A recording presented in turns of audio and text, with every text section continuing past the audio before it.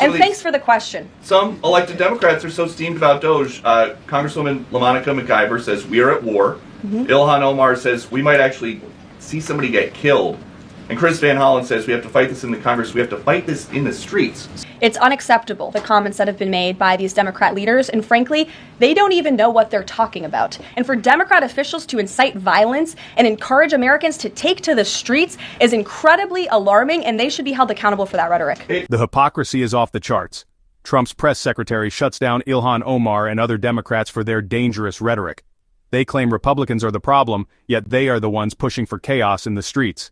Hey everyone, today we're diving into the absolute meltdown happening on the left. Democrats are out here pushing violent rhetoric, and Trump's press secretary just dropped the hammer on them. If this was coming from the right, the media would be screaming nonstop. But since it's coming from Democrats, silence. Well, not today. We're exposing the double standards, breaking down the facts, and setting the record straight. Let's dive in. Peter. Thank you, Caroline. Are any officials here preparing to fight Democratic lawmakers in the streets? Absolutely not. And thanks for the question. Some elected Democrats are so steamed about Doge. Congresswoman LaMonica McIver says we are at war. Ilhan Omar says we might actually see somebody get killed. And Chris Van Hollen says we have to fight this in the Congress. We have to fight this in the streets. So what now?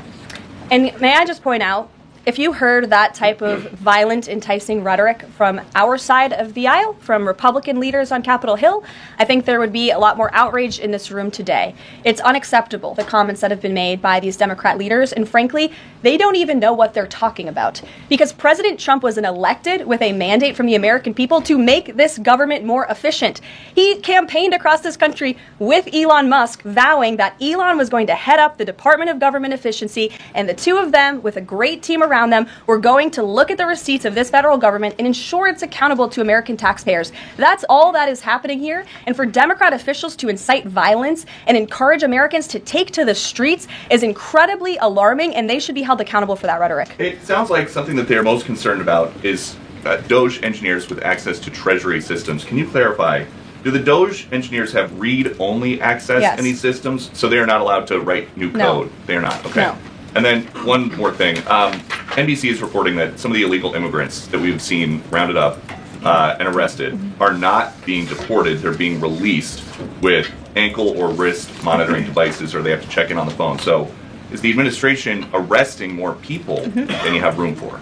I have seen the reports, and I'm glad you brought it up because we want to address it.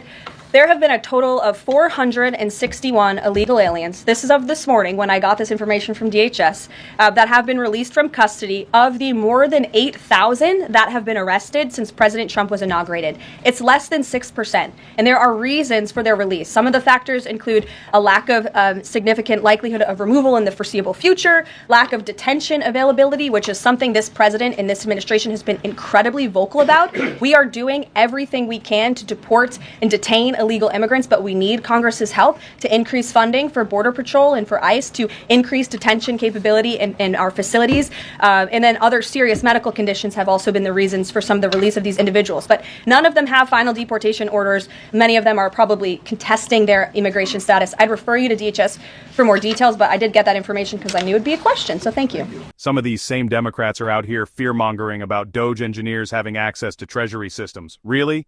This is their concern? Not inflation, not the economy, not the border crisis. Nope, they're panicking over Doge developers. Trump's press secretary made it clear. These engineers have read-only access. They can't write new code, they can't make changes. This is just another manufactured crisis to distract from the real issues.